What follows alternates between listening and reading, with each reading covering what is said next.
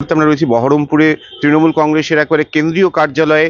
সেখানে কিন্তু গুরুত্বপূর্ণ বিষয়ে বৈঠক করতে চলেছেন বহরমপুরের মুর্শিদাবাদ সাংগঠনিক জেলা তৃণমূল সভাপতি অপূর্ব সরকার, রয়েছেন বহরমপুর পৌরসভার চেয়ারম্যান নারুগোপাল মুখার্জি, রয়েছেন চেয়ারম্যান রবিউল আলম চৌধুরী। আমরা সেদিকেই নজর রাখবো, কারণ খুব গুরুত্বপূর্ণ বিষয়ে তিনি সাংবাদিক বৈঠক ডেকেছেন। আমরা দেখবো যে এই বৈঠকে তিনি কি বার্তা দিচ্ছেন, কেননা গোটা দেশের যে নজর কিন্তু মুর্শিদাবাদের দিকে, গোটা পৃথিবীর নজর বলা যায়, সেই জায়গায় কিন্তু বিভিন্ন রকম চাপানুতর চলছে। সকাল থেকে নানান খবরের দিকে আমরা চোখ রাখছি। মুখ্যমন্ত্রী মমতা বন্দ্যোপাধ্যায় নেতাজি ইন্ডোর স্টেডিয়ামে ইমাম মসজিদদের সঙ্গে তিনি সভা করেন। সেই সভা থেকে তিনি ঘোষণা করেন মুর্শিদাবাদে এই যে হিংসার ঘটনায় যাদের মৃত্যু হয়েছে তাদের পরিবারকে 10 লক্ষ টাকা করে আর্থিক ক্ষতিপূরণ দেওয়া হবে। পাশাপাশি যাদের ঘর হারিয়েছে সেই গৃহহীনদেরকে কিন্তু বাংলা আবাস যোজনা থেকে গৃহ নির্মাণ করে দেওয়া হবে, এমনটাই কিন্তু মুখ্যমন্ত্রী জানিয়েছেন। পাশাপাশি মুখ্যমন্ত্রী অভিযোগ করেছেন যে অমিত শাহ এই চক্রান্তের পেছনে রয়েছে। প্রধানমন্ত্রীকে বলবো স্বরাষ্ট্রমন্ত্রীকে সামলাক। পাশাপাশি বিরোধী দলনেতা শুভেন্দু অধিকারী দাবি করেছেন যে এই ঘটনা শামসেরগঞ্জ দুলিয়ানের ঘটনা বা হিংসার ঘটনায় কিন্তু এনআইএ তদন্তের দাবি করেছেন। পাশাপাশি বিজেপির রাজ্য সভাপতি সুকান্ত মজুমদার তিনি কিন্তু যারা জেলা ছেড়ে বাইরে গিয়ে আশ্রয় নিয়েছিল সেই কয়েকটি পরিবার, তাদেরকে নিয়ে কিন্তু একবার দলীয় কার্যালয়ে কিন্তু সাংবাদিকদের মুখোমুখি, তারপরে ভবানী ভবনে যান। অধীর চৌধুরী বহরমপুরে সাংবাদিক সম্মেলন করে বারবারই গত দুদিন ধরে বলছেন যে মুখ্যমন্ত্রী কেন আসছেন না এই উদ্ভূত পরিস্থিতিতে, এবং এই হিংসার জন্য কিন্তু রাজ্য সর্বোচ্চ প্রশাসনিক আধিকারিককে কিন্তু তিনি নিশানা করেছেন অধীর চৌধুরী। আমরা সরাসরি এই লাইভে যাব যে কি বলছেন বহরমপুর মুর্শিদাবাদ সাংগঠনিক জেলা তৃণমূল কংগ্রেসের সভাপতি অপূর্ব সরকার, রয়েছেন চেয়ারম্যান রবিউল আলম চৌধুরী এবং রয়েছেন বহরমপুর পৌরসভার চেয়ারম্যান নারুগোপাল মুখার্জি। খুব গুরুত্বপূর্ণ সাংবাদিক বৈঠক, সেটা আপনাদের লাইভে দেখাবো এবার।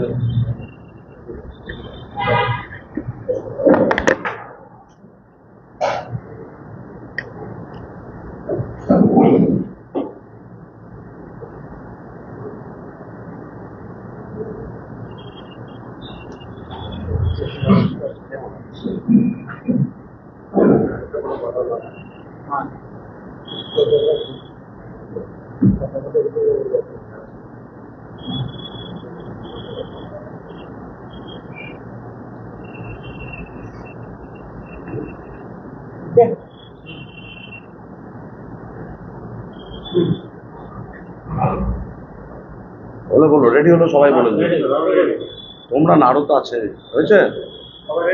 হ্যাঁ হ্যাঁ, স্টার্ট করবো।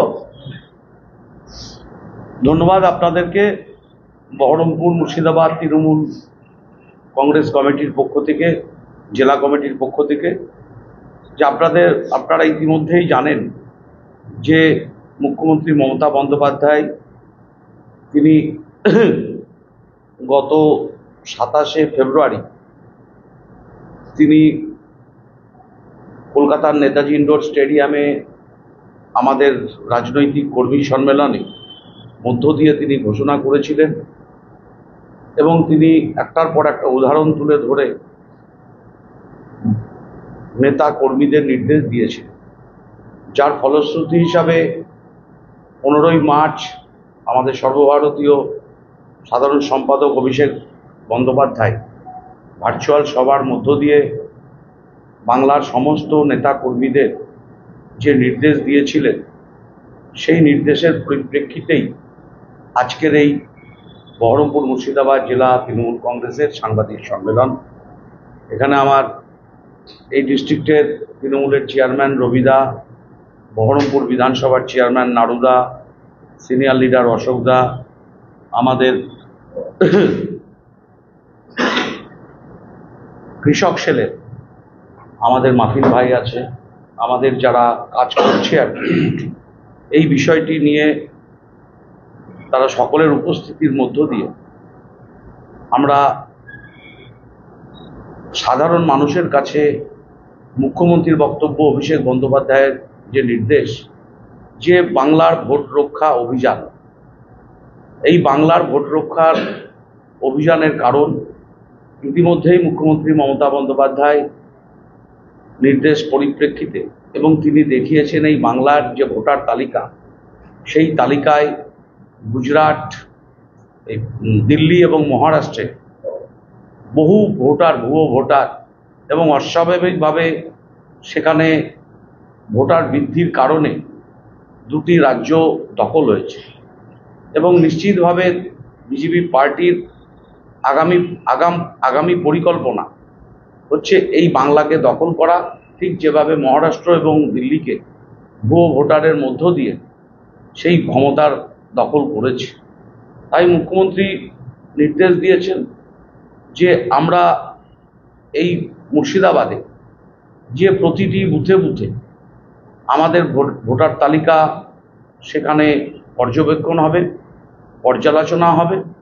আমরা চাই যে বাংলার ভবিষ্যৎ গড়ে তোলার লক্ষ্যে বাংলার প্রকৃত ভোটাররাই যাতে ভোট দিতে পারে।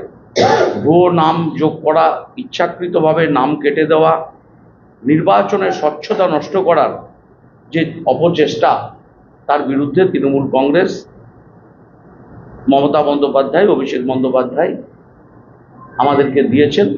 তাই জেলাতে একজন আমাদের জেলা যিনি এই বুথের কাজকর্ম দেখবেন, একজন এজেন্ট গোটা জেলা পর্যালোচনা করবেন, দেখবেন আমাদের জেলার চেয়ারম্যান রবিউল আলম চৌধুরী। এর বাইরে প্রত্যেকটি বুথে আপনারা জানেন সরকারিভাবে এবং নির্বাচন কমিশন অনুমোদিত বুথ লেভেল এজেন্ট আছে, যাকে আমরা BLA-2 বলছি। সেই বুথ লেভেল এজেন্ট ইতিমধ্যেই আমাদের কাজ করা শুরু করেছে আজ থেকে। খুব স্বাভাবিকভাবেই এর বাইরে এই সমস্ত ভোটার লিস্ট স্বচ্ছতা আনার লক্ষ্যে একটি ব্লক এবং শহর কেন্দ্রিক এবং প্রতিটি ওয়ার্ড এবং প্রতিটি পঞ্চায়েত কেন্দ্রিক একটি করে আমাদের অতিরিক্ত কমিটি তৈরি করে দেওয়া হয়েছে, যারা পুঙ্খানুপুঙ্খভাবে এগুলো সুপারভাইজ করবে। এবং এই BLA-2 যারা বুথ লেভেল এজেন্ট, তাদেরকে আমার পিছনে আছে দেখুন দিদির দুধ অ্যাপ। এই দিদির দুধ অ্যাপের মধ্য দিয়ে ডিজিটাল সরঞ্জাম ব্যবহার করে, অর্থাৎ অ্যান্ড্রয়েড ফোন ব্যবহার করে এই অ্যাপের মধ্য দিয়ে সেগুলোকে আমরা আগামী দিন কালেকশন করব। এবং এই অ্যাপ চালানোর জন্যে মানে বুথ লেভেল এজেন্টদের তাদেরকেও সঠিকভাবে প্রশিক্ষণ দেওয়া হয়েছে। এবং অ্যাপ ভিত্তিক এবং বাস্তব পরিস্থিতিতে দাঁড়িয়ে আমরা এই কাজটা করব, যাতে স্বচ্ছ ভোটার তালিকা 2026-এ নির্বাচনে হয়। এটা বাংলার প্রতিটি জেলায় প্রতিটি বুথে বুথে হাজার হাজার প্রশিক্ষিত তাদেরকে প্রশিক্ষণ দেওয়া হয়েছে, বুথ লেভেল এজেন্টদেরকে এবং নেতৃত্বকে। তারা এই কাজটা করবে, প্রশিক্ষণপ্রাপ্ত আমাদের বুথ লেভেল এজেন্টরা। এবং এই উদ্যোগ এই প্রথমবারের মতন তৃণমূল কংগ্রেস এই বাংলায় নিয়েছে। রাজ্যের শীর্ষ নেতা থেকে শুরু করে বুথ লেভেল এজেন্ট পর্যন্ত লক্ষাধিক মানুষ, লক্ষাধিক নেতৃত্ব এবং কর্মীকে একটা ডিজিটাল প্ল্যাটফর্মের মধ্যে তাদেরকে সংযুক্তিকরণ করা হয়েছে। বাস্তব সময়ে প্রযুক্তির সাহায্যে ভোটার লিস্ট যাচাইয়ের কাজ, দিল্লি নির্বাচন, মহারাষ্ট্রের নির্বাচন, ভুয়ো ভোটার, আমরা এগুলো জানি, এগুলো শুনেছি, এগুলো দেখেছি। এই মুর্শিদাবাদ জেলায়ও প্রায় একটি বিধানসভা কেন্দ্রে 6000-এর উপর হরিয়ানা, পাঞ্জাব, উত্তরপ্রদেশ সেখানকার ভোটার এর নাম আমরা পেয়েছি। একটাই এপিক কার্ডের উপরে দুজনের নাম, একজন এখানকার, একজন দিল্লি, একজন পাঞ্জাব বা হরিয়ানা, রাজস্থান, উত্তরপ্রদেশের নাম আমরা পেয়েছি। তাই সেগুলো সংশোধন করার জন্যে এই কাজ শুরু হয়েছে আজ থেকে। ভুয়ো নাম বাদ দাও, যারা সত্যি ভোটার এখানকার, ভুয়ো ভোটারের মধ্য দিয়ে আমাদের গণতন্ত্রের ভিত্তিকে যাতে দুর্বল না করা হয়, আমরা এই বাংলায় তৃণমূল কংগ্রেস, মমতা বন্দ্যোপাধ্যায়, অভিষেক বন্দ্যোপাধ্যায়ের নেতৃত্বে আমরা এই কাজটা করব। এই কাজ সারা বছর চলবে, নির্বাচন 2026-এর নির্বাচন পর্যন্ত চলবে। যাদের সন্দেহজনক নাম, যাদের বাতিলের আবেদন হবে, নতুন নাম সংযোজন হবে, কারোর নাম বাদ পড়ে থাকলে, ভোটার লিস্ট ইচ্ছাকৃত বাদ পড়ে থাকলে তার অন্তর্ভুক্তিকরণ হবে। কাউকে যদি ভুলভাবে বাদ দেওয়া থাকে তার নামকেও যোগ করার কাজ এই বুথ লেভেল এজেন্টরা আমাদের করবে। এটা বাংলার গণতন্ত্র রক্ষার সংগ্রাম। এই বাংলার গণতন্ত্র রক্ষার সংগ্রাম আজ থেকে শুরু হয়েছে। তাই এই আন্দোলনকে, এটা শুধু রাজনৈতিক কাজ নয়, এটা আমাদের কাছে একটা আন্দোলন। এই আন্দোলনকে সমর্থন জানাতে, সজাগ থাকতে, নিশ্চিত করতে আমরা এই বহরমপুর মুর্শিদাবাদের মানুষের কাছে আবেদন রাখছি আপনাদের মধ্য দিয়ে, যাতে সঠিক মানুষ এই বাংলার গণতন্ত্র, এই বাংলার ঐতিহ্য নিশ্চিতভাবে 2026-এর ভোটার লিস্টে সঠিক ব্যক্তির নাম, সঠিক ভোটারের উপস্থিতির মধ্য দিয়ে এই বাংলার নির্বাচন প্রক্রিয়া সম্পন্ন হোক, এটা চাইছেন আমাদের নেত্রী মমতা বন্দ্যোপাধ্যায় এবং নেতা অভিষেক বন্দ্যোপাধ্যায়। সেই কাজের জন্যই আপনাদেরকে আমরা আজকে এই সাংবাদিকদের সম্মেলনের মধ্য দিয়ে আমরা সবাই এখানে যারা উপস্থিত আছি, বহরমপুর মুর্শিদাবাদ জেলার সমস্ত মানুষকে, গণতন্ত্রপ্রেমী মানুষ, ধর্মনিরপেক্ষ মানুষ, আমরা চাইব এই কাজ করার ক্ষেত্রে যারা আপনাদের বাড়ি বাড়ি যাবে তাদেরকে সহযোগিতা করুন, প্রকৃত তথ্য দেন, যাতে সঠিক ভোটার লিস্টের উপর ভিত্তি করে এই মুর্শিদাবাদ, এই বাংলায় নির্বাচন হতে পারে। সেই কাজে আমরা ব্রতী হয়েছি। এটা কোনো রাজনৈতিক কর্মসূচি নয়, এটা গণতন্ত্র রক্ষার সংগ্রাম। সেই সংগ্রামে আমরা সবাই হাজির হয়েছি। আমাদের কিছু রাজনৈতিক দৃষ্টিভঙ্গি আছে বা রাজনৈতিক কিছু আমাদের বক্তব্য আছে, যে আমাদের মুখ্যমন্ত্রী মমতা বন্দ্যোপাধ্যায় তিনি বারবার বলছেন, তিনি চেয়ারপারসন, সর্বভারতীয় নেত্রী, যে এই বাংলা হলো শান্তির ভূমি, যেখানে সকল ধর্ম, বর্ণ, শ্রেণী, সমস্ত মানুষ, সমস্ত সম্প্রদায়ের মানুষ একসঙ্গে আমরা শান্তিপূর্ণভাবে বাস করি। আমরা বিশ্বাস করি ধর্ম যার যার, উৎসব সবার, অর্থাৎ ব্যক্তিগত বিশ্বাস আমার, উৎসব সবার। এটাই হচ্ছে মুখ্যমন্ত্রী মমতা বন্দ্যোপাধ্যায়ের স্লোগান বা বাংলার ঐতিহ্য, কৃষ্টি, সংস্কৃতি। এই ভাবনাটাকেই ধ্বংস করে দিতে চাইছে কে?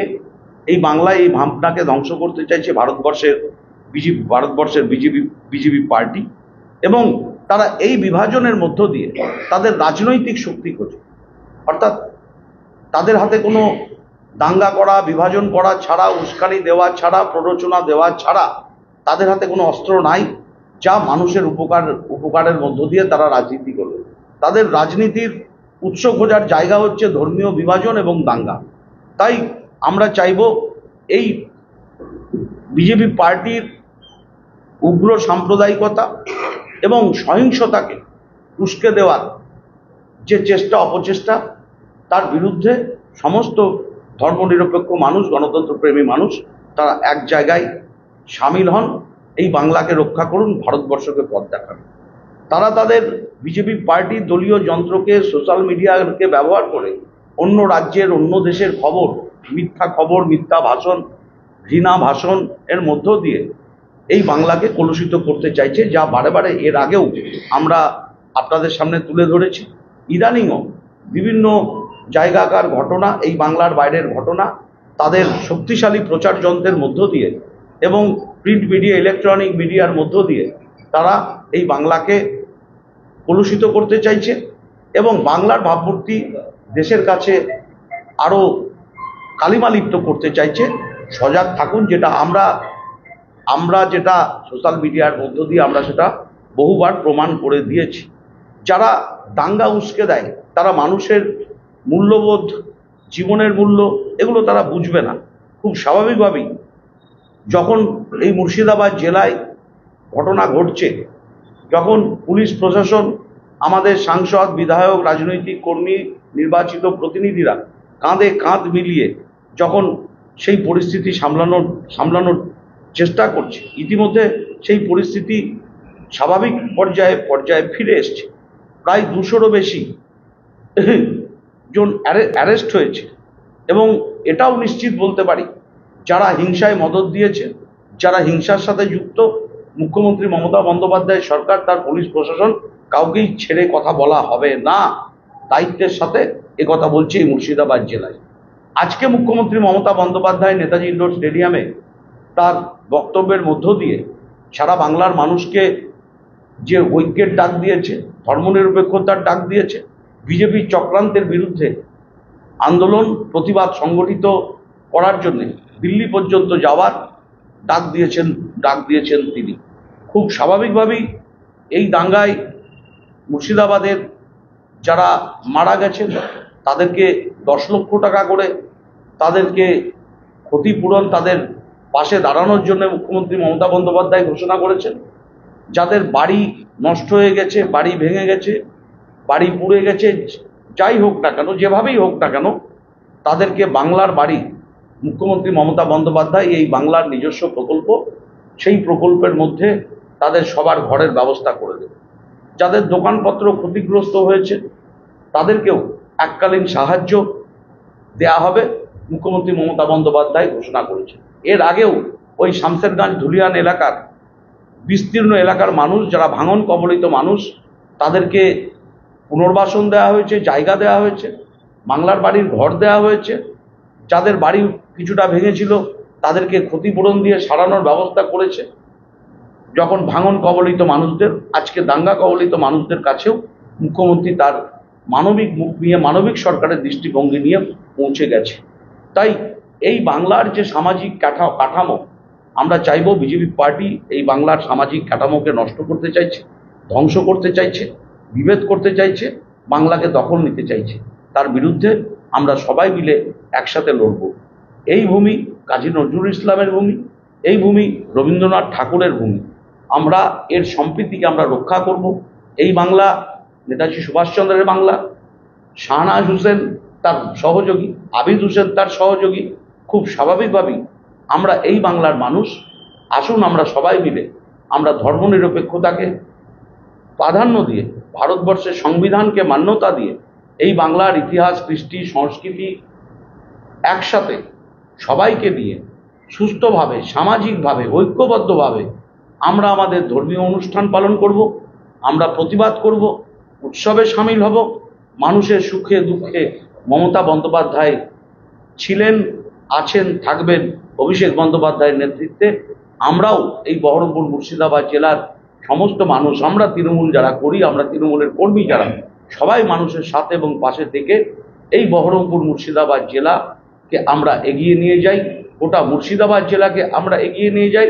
আমাদের সকলকে সাথে নিয়ে, সৌভ্রাতৃত্বের বার্তা দিয়ে, সম্প্রীতির বার্তা দিয়ে আমরা আসুন আমরা এগিয়ে যাই। এটুকুনি বলার জন্যই আপনাদের কাছে ডেকেছিলাম। আপনাদের সহযোগিতা এবং সমর্থন নিয়ে আমরা অটুট থাকব, ঐক্যবদ্ধ থাকব, একসাথে চলব, এই বাংলাকে এগিয়ে যাব। এটাই আমাদের আগামী দিনের লক্ষ্য। এবং 2026-এর ভোটার লিস্ট একবারে পুরোপুরি বার্তায়, যা বাংলার মানুষ তাদের ভোটার লিস্টে যারা ভোটের অধিকার আছে তাদের নাম উঠুক, তারা ভোট দেখ। এটাই মুখ্যমন্ত্রী মমতা বন্দ্যোপাধ্যায় চাইছেন, অভিষেক বন্দ্যোপাধ্যায় চাইছেন। তারপর যা রায় হবে আমরা মাথা দেব। ধন্যবাদ। হ্যাঁ,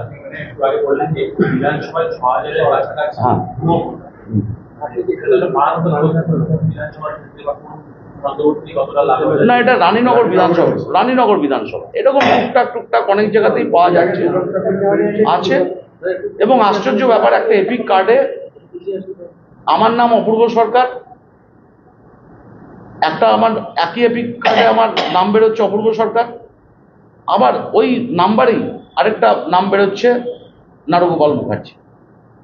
সেটা দেখা যাচ্ছে আমি মুর্শিদাবাদের বাসিন্দা, নারুদা হরিয়ানার বাসিন্দা নয়, উত্তরপ্রদেশ বাসিন্দা নয়, গুজরাট নয়, রাজস্থানের বাসিন্দা।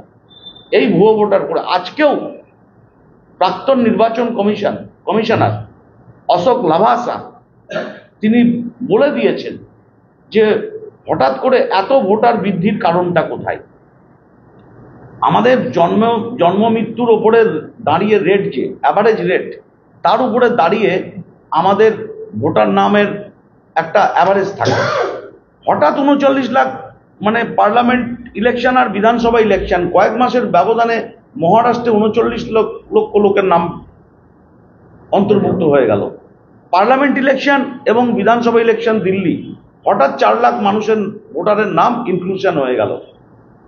এইটা কারণ। এবং দিল্লিতে আপ এবং বিজেপি পার্টির যে ভোটের ফলাফল, তাতে পার্সেন্টেজ হচ্ছে 1.5%, মাত্র 1.5%, দুটো দলের ভোটারের, মানে ভোট পাওয়ার যে হিসাব তাতে 1.5%। খুব স্বাভাবিকভাবেই সুচতুরভাবে সুকৌশলে তারা দখল করতে চেয়েছিল, করেছে মহারাষ্ট্র এবং দিল্লি। আগামী দিন একদিকে ভোটার লিস্টের এই কারচুপি, দ্বিতীয়ত বিজেপি পার্টির উস্কানি, বিভেদ, দাঙ্গা সবকে সামনে রেখে আজকে প্রমাণিত, আজকে যে এই মুর্শিদাবাদে বহিরাগতদের ঢোকানো হয়েছে, এই মুর্শিদাবাদে বর্ডার দিয়ে মানুষ এসছে, নিশ্চিতভাবে আজকে এগুলো কিন্তু একটার পর একটা রিপোর্টে আসছে। সত্য মিথ্যা জানি না, সরকারি রিপোর্ট যেগুলো আসছে এর সত্য মিথ্যা আমরা জানি না। আবার বিজেপি পার্টির নেতারা, প্রান্ত সাংসদরা তারা বলছেন যে উত্তরপ্রদেশ থেকে, বিহার থেকে লোক ঢুকাবেন এই বাংলাতে। দায়িত্ব নিয়ে বললাম, হিম্মত যদি থাকে, আমরা মুর্শিদাবাদের মানুষ,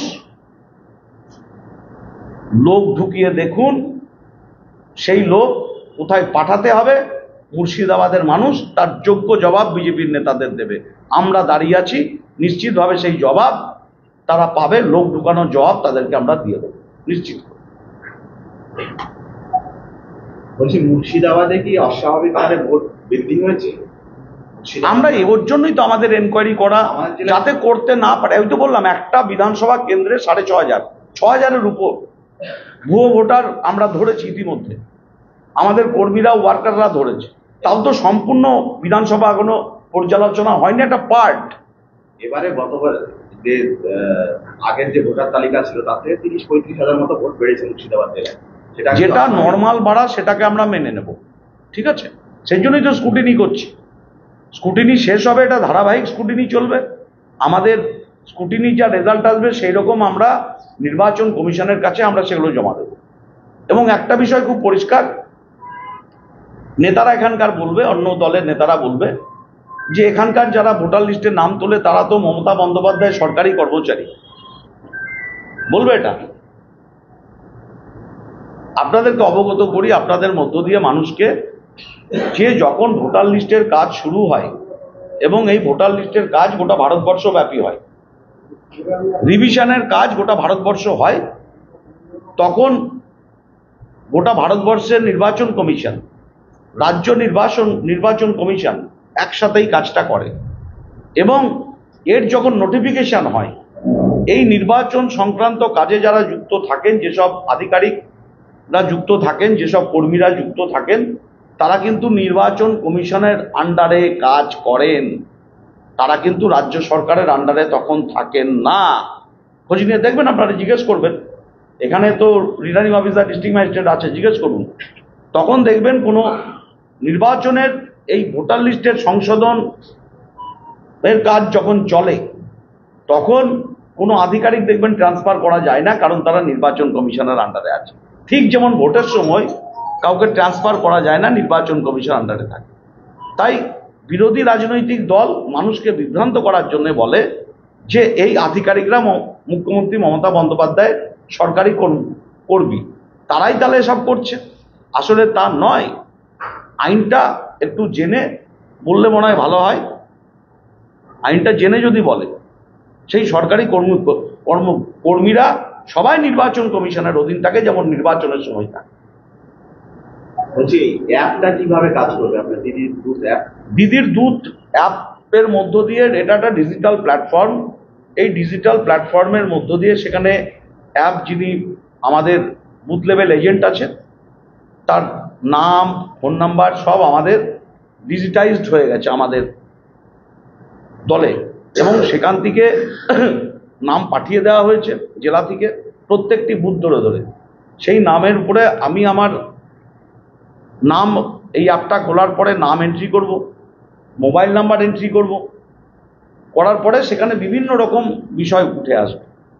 তার মধ্যে এই ভুয়া, মানে আমরা যে মানুষটির বাড়ি যাচ্ছি, যে ভোটারের বাড়ি যাচ্ছি, সেই বাড়ির কোথায় বাড়ি, তার কি নাম, কত নাম্বার, সমস্ত কিছু সেখান থেকে তার কি বক্তব্য, তার কতজন আছে, সব ওই অ্যাপে একটা একটা করে পেজ ওপেন হবে।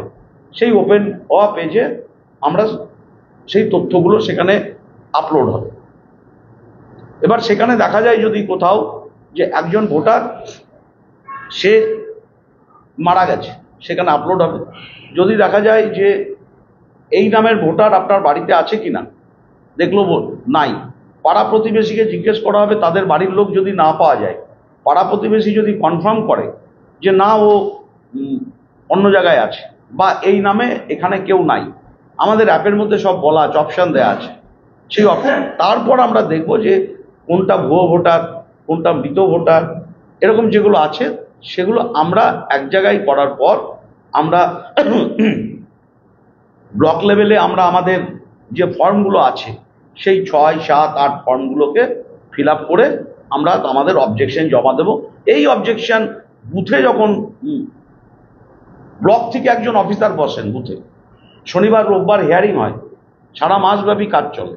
আমাদের এই বুথ লেভেল যে এজেন্ট থাকবে, পলিটিক্যাল পার্টির এজেন্ট, সব দলেরই থাকে এটা, তারা সেখানে অভিযোগ দেবে, আমরা ব্লক লেভেলের নেতারা ব্লকে দেবে, আমরা জেলায় দেব, এবং একই অভিযোগ আমরা একসাথে করে আমরা রাজ্যে পাঠাবো। রাজ্য থেকে রাজ্য নির্বাচন কমিশনের কাছে সেই অভিযোগগুলো জমা পড়বে, যেটা আমরা সত্য বলে মনে করব, সত্য বলে ফিল্ডে পাবো, একদম বাড়িতে গিয়ে পাবো।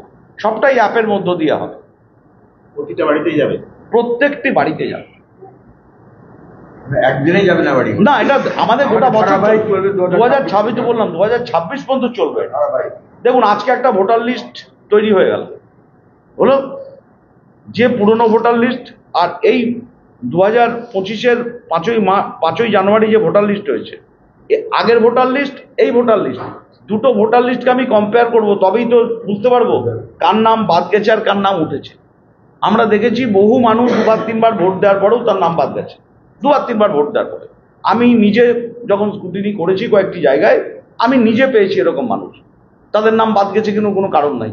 অনেক যোগ্য ব্যক্তি সার্টিফিকেট দিয়েছে, তার বার্থ সার্টিফিকেট, তার স্কুল সার্টিফিকেট, অনেক যোগ্য ছেলেমেয়েরা তাদের নাম ওঠেনি, কারোর বয়স হয়ে গেছে এখন 22, 24, 26 এ আছে, আপনারাও খোঁজ নেন দেখবেন আছে।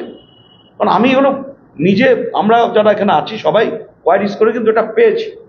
এ অভিযোগ কিন্তু আমাদের দীর্ঘদিনের।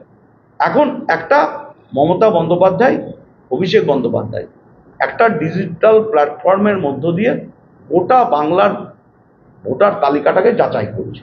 আমরা চাই গণতন্ত্রের শ্রেষ্ঠ উৎসব হচ্ছে ভোট, সেখানে বাংলার প্রকৃত ভোটাররা ভোট দেয়। এটাই তৃণমূল কংগ্রেস চাই, এটাই অভিষেক বন্দ্যোপাধ্যায় চাই, এটা মমতা বন্দ্যোপাধ্যায়। হ্যাঁ, না, এটা রাজনৈতিক কর্মসূচি আমাদের।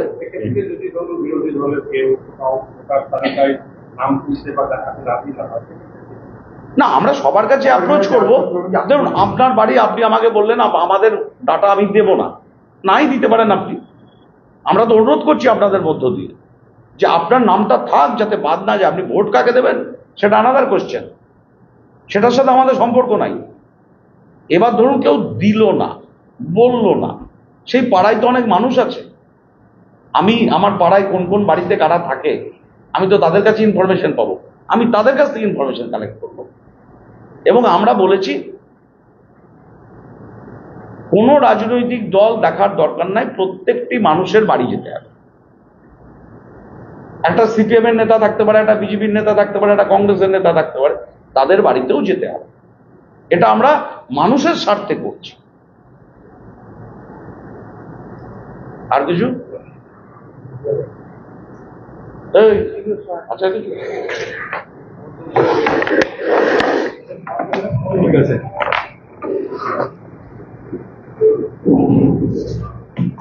এটা কার করে ঝুড়ি লাগানো?